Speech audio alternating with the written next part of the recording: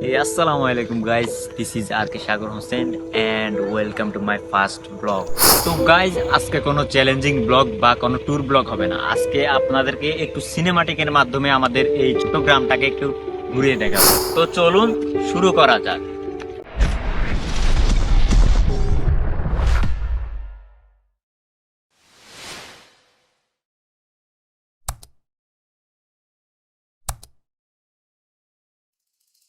একজনে ছবি আঁকে এক মনে আরেকজনে বসে বসে রং মাখে।